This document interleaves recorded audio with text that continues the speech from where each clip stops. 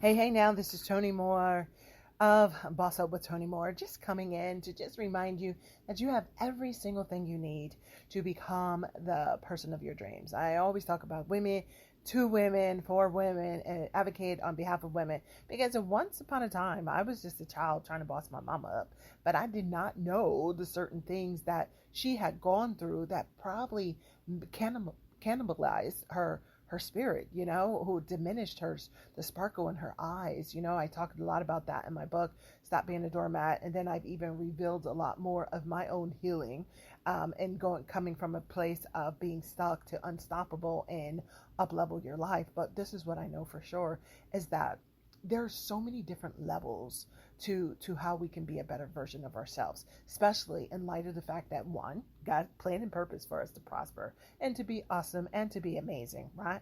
But then also, then we are born into a family, and sometimes we inherit poverty and worthlessness and issues that we have, especially when you're black and brown in America, and all over the world actually, where you've been cultivated to fit into a certain mode, depending on where your family lies, or where what your family um, had to encounter, the experiences, the generational choices that they had based on what was presented to them, based on what they encountered, right? See, what I know for sure is that oftentimes,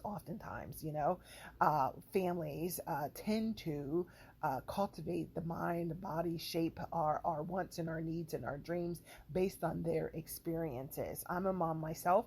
I did not like someone molding and shaping and denying and diminishing me based on their traumatized experience. So for me, I'm raising two sons and I'm just like, I just really want you to be the best version of yourself. We used to be like, you're more than a conqueror, you're more than enough to live out your best life, knowing where you are. So I want you to respect the rules and the rules of engagement, but I also want you to allow yourself to be a better version of yourself, right? Now, I'm an older mom, in my 50s, and I still have teens, and praise the Lord. But I had to go through my own transformation, my own mindset shifts, my own faith shifts and beliefs and things of that nature. Because, the same way that hurt people, broke people, break people. They break them into like the least possible way, so that they can stop dreaming, stop speaking, stop endeavoring, stop taking those bold leaps of faith. They just stop them and they break them down, and then they break them apart, and then they break up, that they break up whatever they were thinking or endeavoring, or break up their dreams, or break up their hope or the experiences by saying something like, well, here's my church people. Well, how do you know God wants you to do that? How do I know that He doesn't want me to do that? That's what I'm always asking. People be like, well, who told you? Who gave you permission? Who validated you? But, and for a while, coming from a place of trauma, coming from a place of brokenness, coming from a place where no one really emboldened me to be a better version of myself, I didn't really know how to respond to that. So I would shrink back into my comfort zone, right?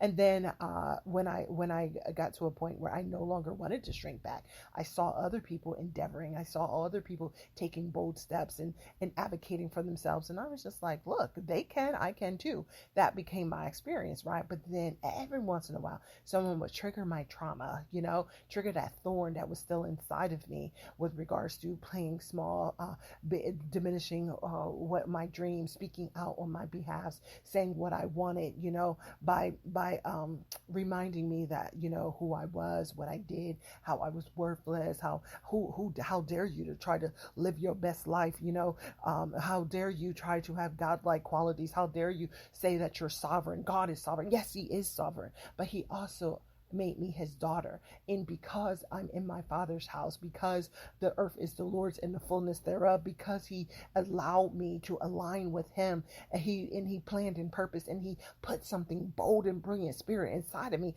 I no longer want that slave mentality. See, when you're black and brown in America, a lot of us don't appreciate this, but I need you to appreciate the roots, right? The roots is that most of us have been introduced to Christianity through slavery, right?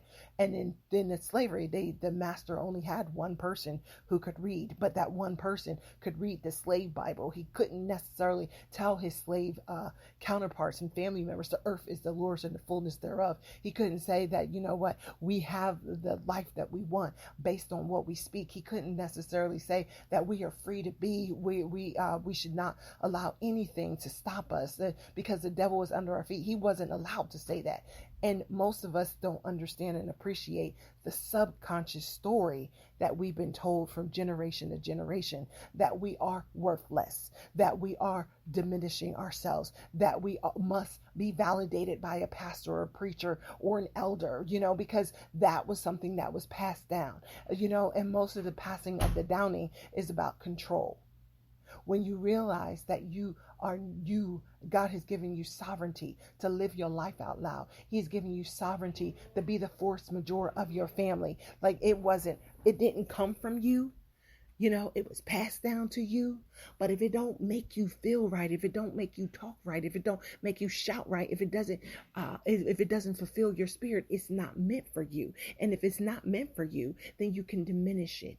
You can pull out that trauma, that pain, and you have to do the work. The work is hard. I remember when I was in a situation where I had that foster care mentality. I was looking for a family. I was looking for someone to comfort me and accept me because I literally was like the black swan, the ugly duckling. Who do you think you are? Why do you want to speak? Why do you want to do this? Why do you want to do that? And, and then I didn't have that mentoring. And then I always felt ashamed of being the poor girl. So when things happened to me, when I went from the projects to the University of Penn, to the Ivy League, I didn't really feel comfortable telling people that I came from a dysfunctional background, that, I just discovered my daddy, who, by the way, wasn't my daddy, as I revealed in Up-Level Your Life.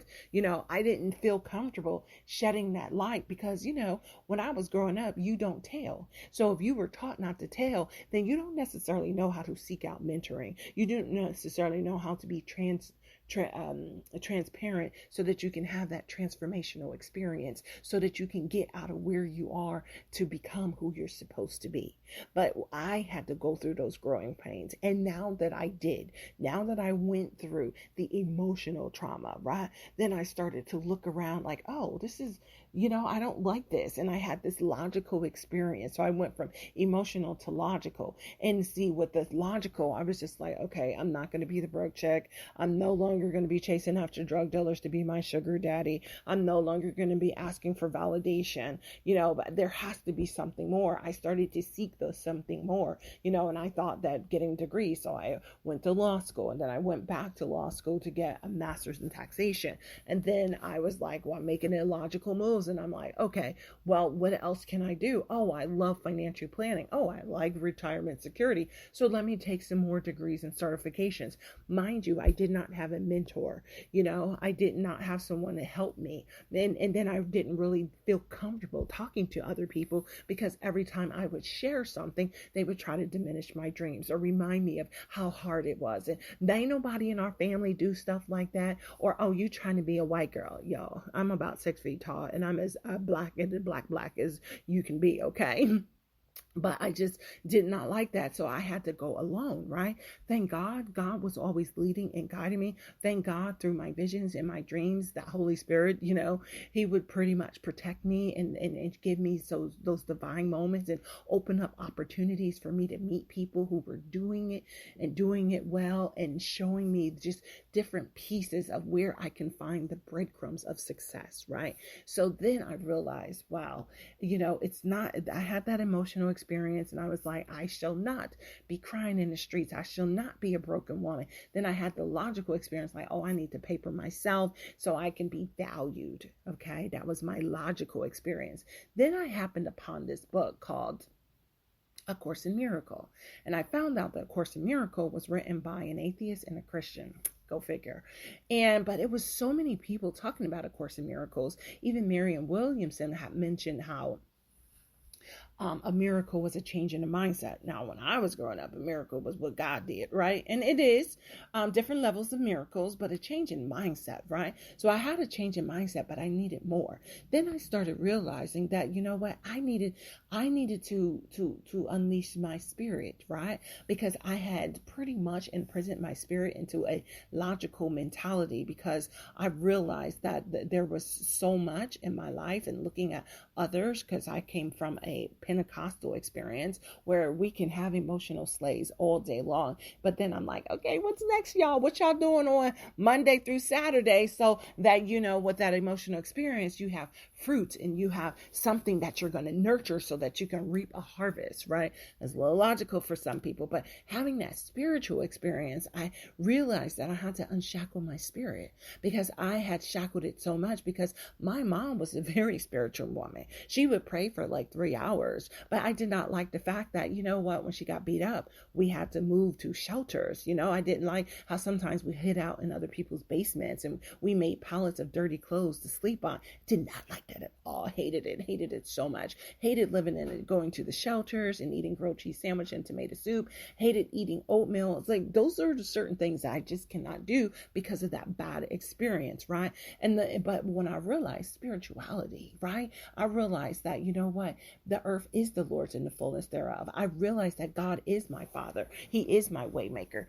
He is the all in all. He provides for me. He walks with me. He talks with me. I realized that, the sacredness that was passed down to me based on what I can't do because of who I was born to, you know what I mean? And what I can't do because of what I look like and talk like, that was other people's judgments. That ain't had nothing to do with the Lord's. It had nothing to do with the spirituality. And because I had my holy instant moments where the Holy Spirit was leading and guiding me to look at the stone a different way.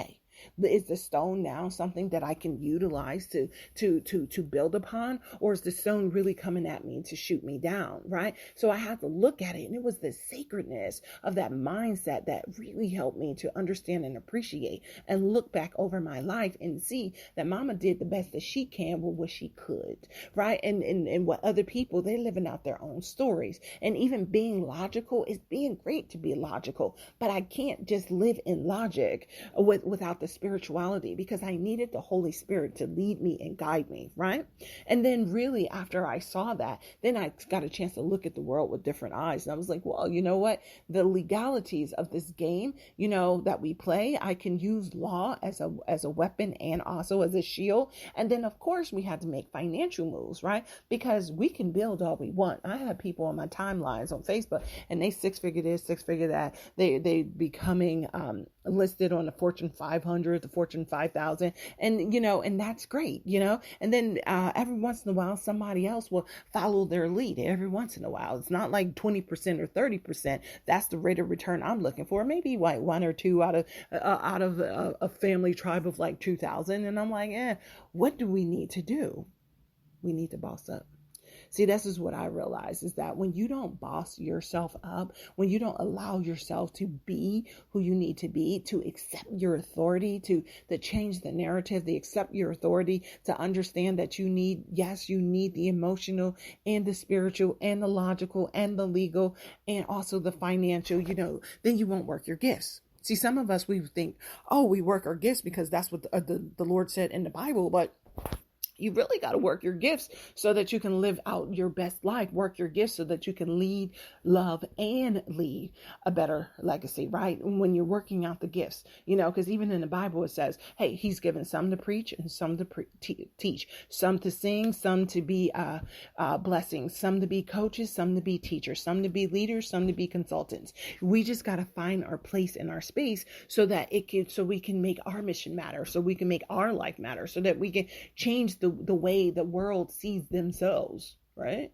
And that's where the whole BawseUp is, right? Because sometimes we get stuck in a situation. I got stuck in a situation. I got stuck in a broken story until I started having this move, right? I had this emotional decision that I didn't want to be that anymore. I didn't want to be a bottom feeder anymore. I didn't want to be a tricked out pretty girl anymore. I did not want to be hustled by the corporate anymore. I didn't want to be pimped out by the partners or the pulpit anymore.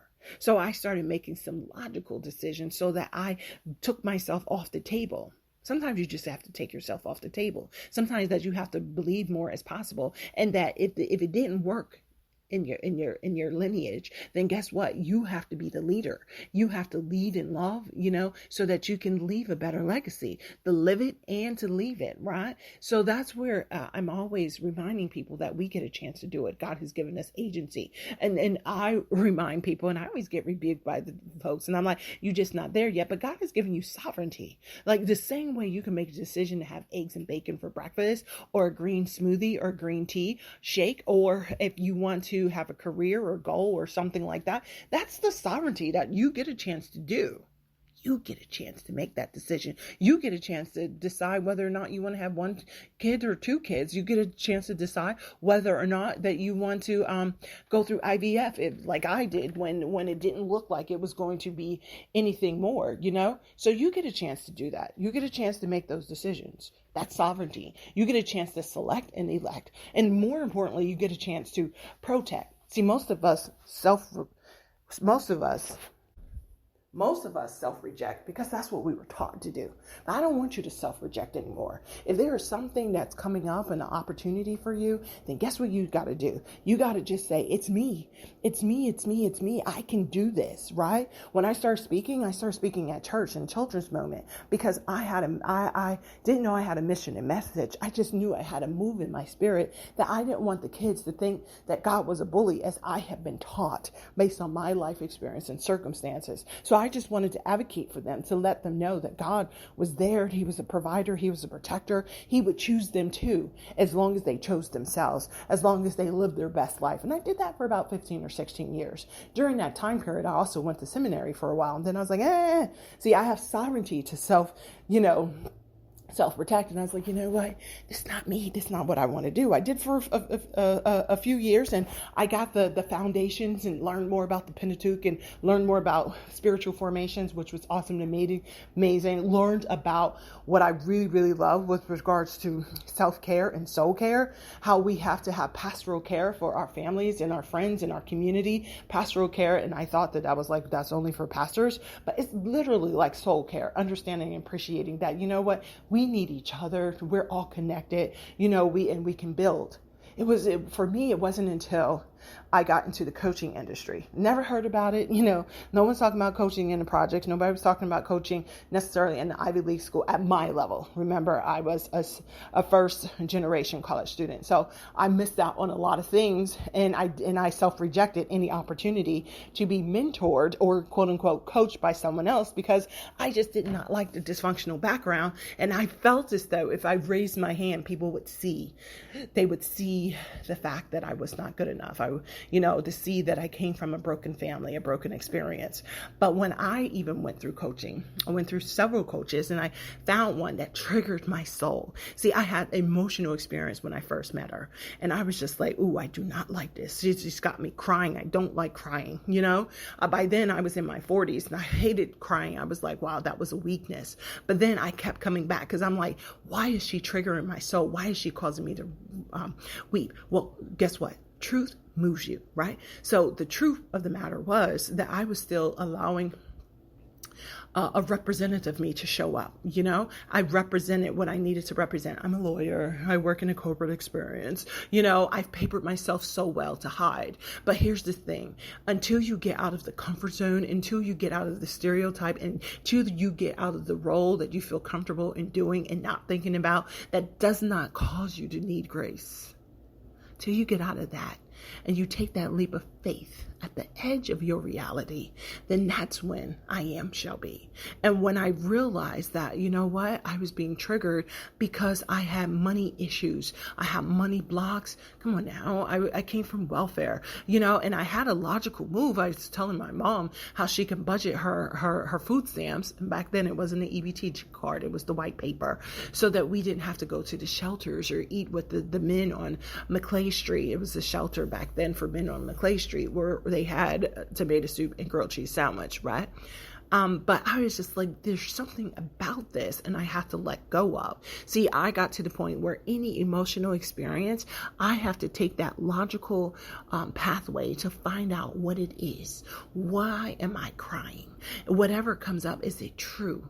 Is it so true that I need to hold on to it? Is it my truth, or was it passed down from generations? If it was passed down from generations, is it some message that I now want to leave with my children? Do I want it to live it so much? Because P.S., I don't care how much you say to your children, they do what they see. Okay. So, so I realized that it was some broken experiences that I had to move away from.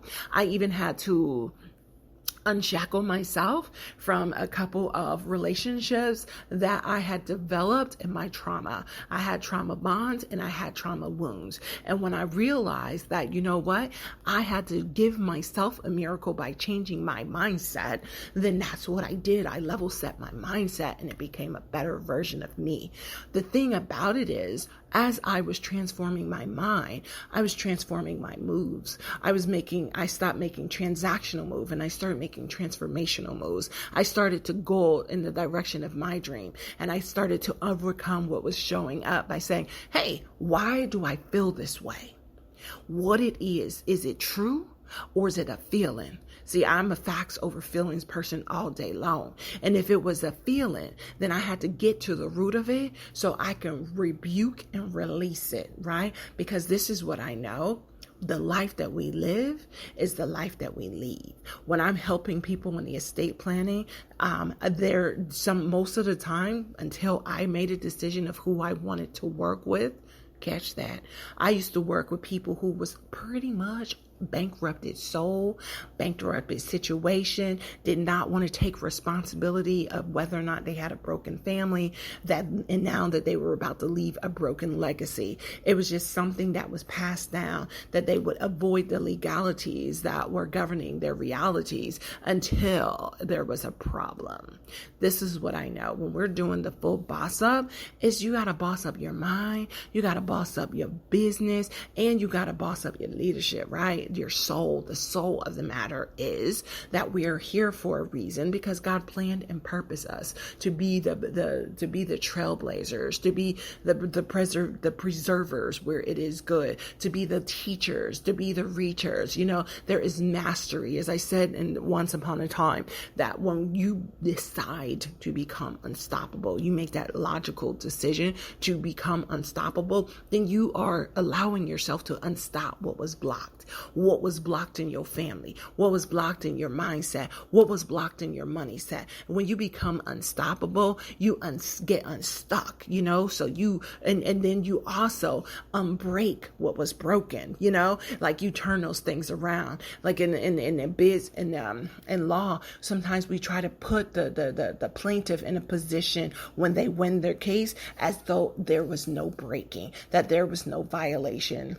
And similarly, you have to do the same thing when you are allowing yourself to become the wealthier woman of your dreams, become a woman or a wealthpreneur, slaying entrepreneurship, showing up every day, using the power within you to become the game changer, to play big in business, to speak up, to be loud, to make room for yourself. You have to you have to accept your authority. You have to work your gifts. You have to be sovereign in all that you are.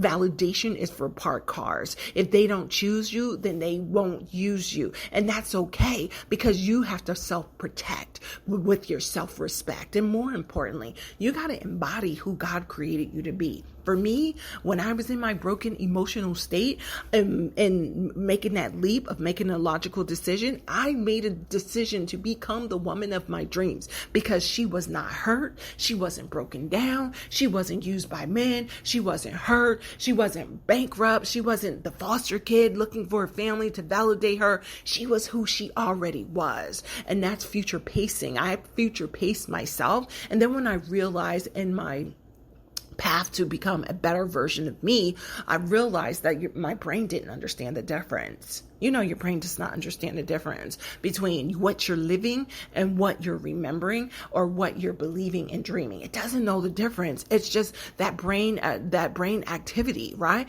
So you got to use it for your good. You got to start thinking upon those things that are good, that are holy, that will make you a better version of yourself. Just get to the point where you understand that you always, whatever you think about, whatever you focus on, it grows. Whatever that is, wherever you give energy to, it becomes bigger, better, and more. So I want you to understand and appreciate that you get a chance to be who you dream to be. You get a chance to be who God preordained you to be. You get a chance to be the trailblazer of the destiny who's going to change the trajectory of your legacy. It may not have started with you, but guess what? It stops with you.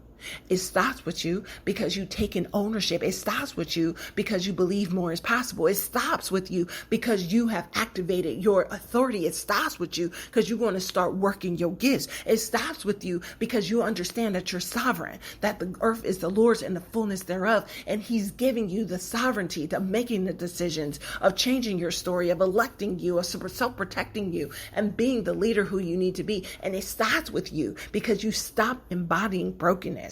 You stopped embodying worthlessness. You stopped embodying the fear, and you realize that you get a chance to be bold. You get a chance to be awesome. You get a chance to be worthy. You get a chance to be sovereign, and you get a chance to be more than enough to be who you need to be. So this is Toni Moore having a conversation of why you can, you will, and you shall boss up. You shall be who you need to be so that you can build a wealthy and secure empire. You can be who you need to be, who to show up each and every day to serve from your soul, and to make sure that the legacy that you're living is something that is going to bless yourself, your children, and your children's children. We'll talk real soon. Bye for now.